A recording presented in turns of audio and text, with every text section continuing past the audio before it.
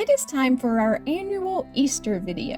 One way I celebrate the religious observance of Easter each year is by putting out a video showing how my love of travel sometimes intersects with my faith. This is going to kind of be a niche video because we are showing you a recent stay at the Billy Graham Training Center in Asheville, North Carolina. We will show you our accommodations, our meals, and what this experience is like. If you are a Christian, you might want to book a stay at this retreat center in the mountains as well. Even if you aren't, though, I hope you will find seeing our experience here interesting.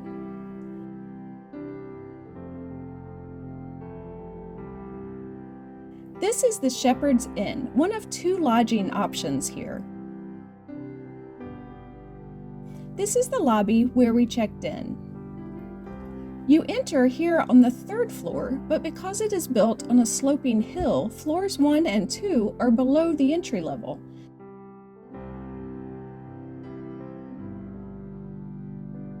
There is a fourth level above with this balcony overlooking the lobby. We will show you what's up there in a bit. But first, let's go next door to the training center building. You can't just book a stay here like a normal hotel. The retreat center is for people attending events at the Cove. In our case, we were attending a concert called An Evening at the Cove. It was a Southern gospel group called Karen Peck and New River. We had never heard of them, to be honest, but we listened to their songs on the road trip to this event. We ended up really enjoying the concert. Gigi Graham, one of Reverend Billy Graham's daughters, welcomed everyone and talked about the Cove and how important music is to life, and then introduced the musicians. We attended this concert of a group we'd never heard of because Jack had visited this training center years ago in college, but I had never been. He wanted me to experience the place. And again, you have to be attending an event here to book a stay. Most events are like 3-day training seminars led by well-known preachers or authors. They do also have self-led spiritual retreats a few times a year where there is no speaker. You just get away to this beautiful place in the mountains and spend time as an individual or as a couple spending time with God. The Cove provides some study materials to guide your experience for the 3-day event. We wanted to attend one of these personal spiritual retreats, but none fit into our travel schedule at this time, so we decided to attend this concert because it did fit our schedule, and we are glad we did.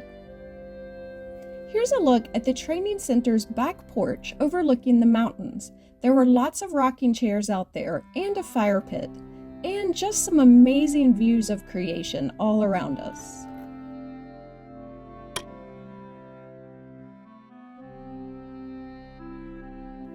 It was a bit rainy and overcast when we visited, but still beautiful. The hallways in the training center building have some exhibits about the life and ministry of Dr. Graham. He and his wife Ruth felt led to create a training center in the mountains of North Carolina, not too far from where they lived. The displays in the hallway give a lot of information about them. It reminded me a lot of the Billy Graham Library in Charlotte, North Carolina, which was last year's Easter video. And Alice will put a link to that video at the end of this one. There's information about some of Billy Graham's family members, including his son Franklin Graham, who oversees the ministry now, and Franklin's son Will Graham. Fun fact, I went to the same school as Will Graham did for a couple of years. He seemed kind and genuine from a distance, but I actually never said a word to him because we didn't have any classes together, and I was pretty introverted. But I would see him walk across campus and think to myself, hey, there's Billy Graham's grandson.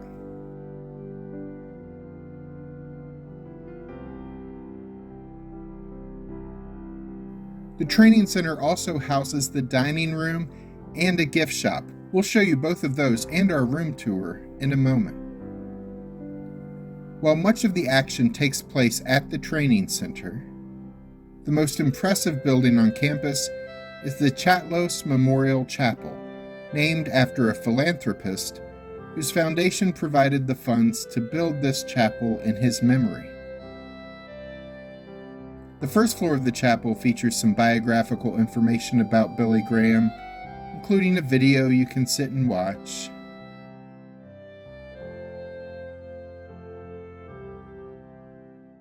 And some information about the ministries that the current Billy Graham Evangelistic Association engages in today.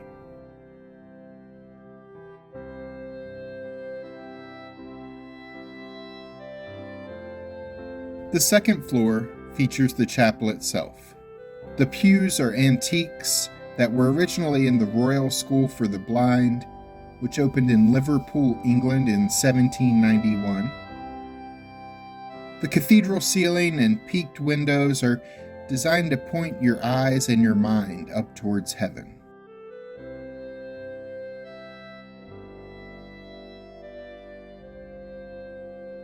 The pulpit is from the Church of England and is believed to be around 400 years old. The organ was a gift to the chapel from its former owner, George Beverly Shea, a gospel singer, perhaps best known for singing at the Billy Graham Crusades. The Grahams were offered beautiful stained glass windows for the chapel, but Ruth Graham decided it would be better just to have large windows so people could see the natural beauty of the woods and mountains around them in the chapel.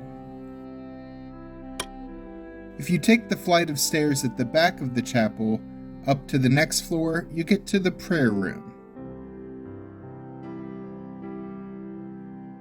Guests are encouraged to stop here for a quiet time of reflection and prayer.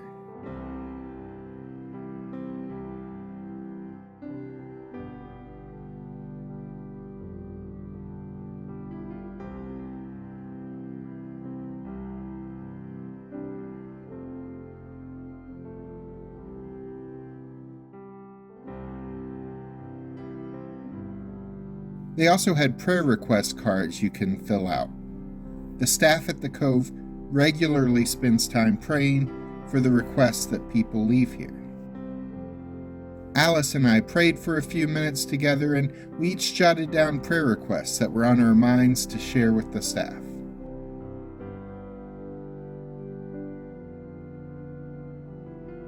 Right outside the chapel is the Ruth Graham Prayer Garden. Had it not been drizzling out, we would have gone for a walk here.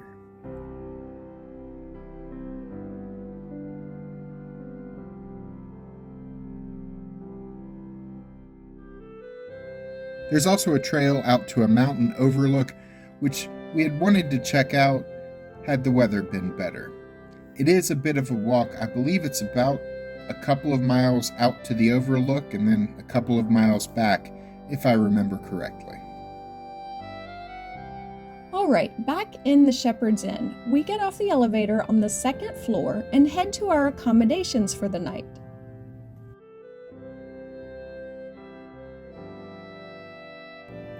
So let's do a room tour.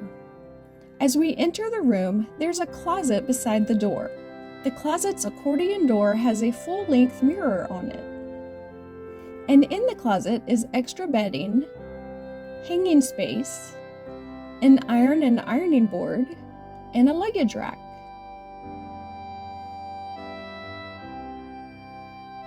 Next to the closet was our bathroom, stocked with plenty of towels.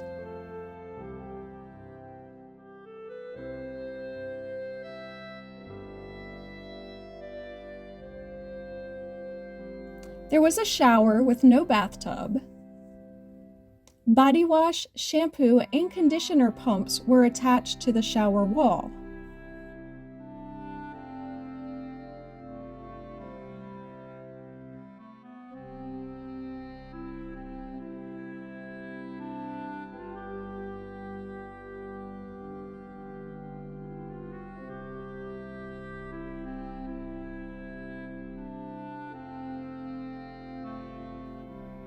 Outside of the bathroom, there was another sink with a mirror, which is always nice, so you can have access to a second sink in a hotel room when the bathroom is occupied.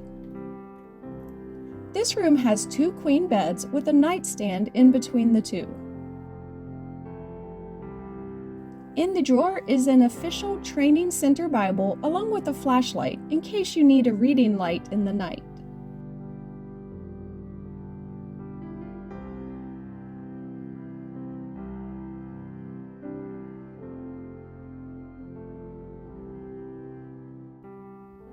There's a rocking chair in the corner of the room.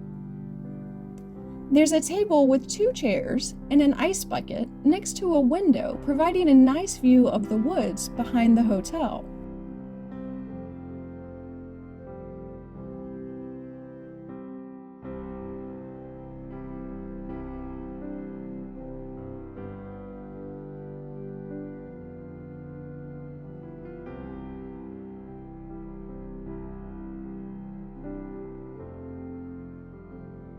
There's a dresser for the vacation unpackers among us.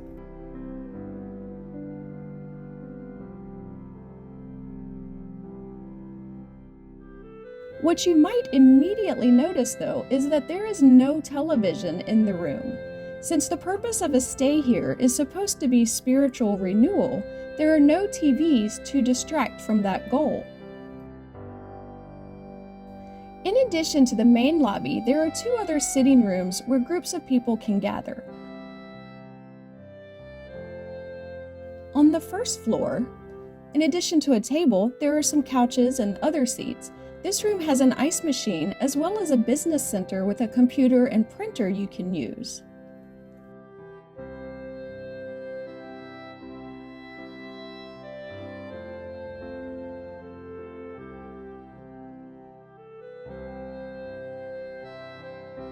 On the 4th floor, the lounge area has seating in addition to a fireplace.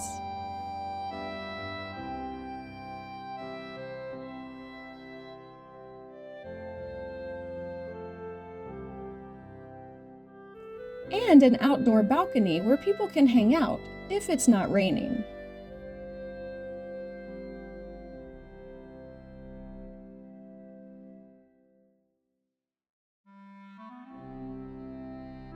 This room also has unlimited soda, coffee, hot tea, and hot chocolate that you can enjoy 24/7.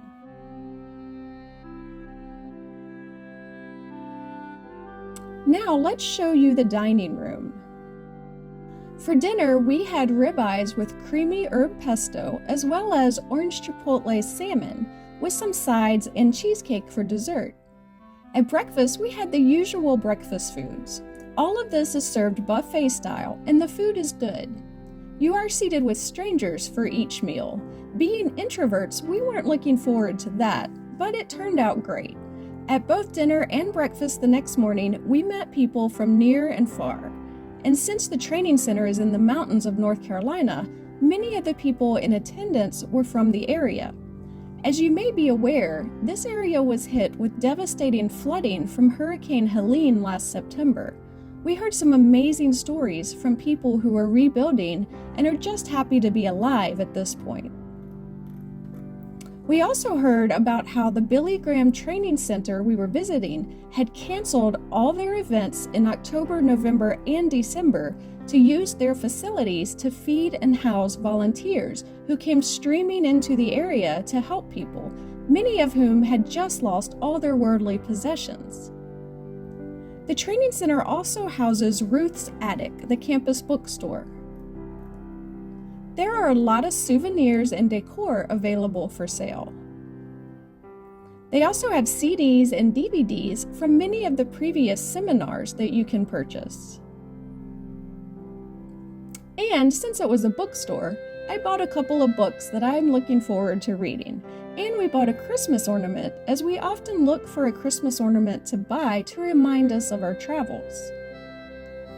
We paid $332 for our stay here, but that included our room for the night, our tickets to the concert, our dinner before the concert, and our breakfast the next morning.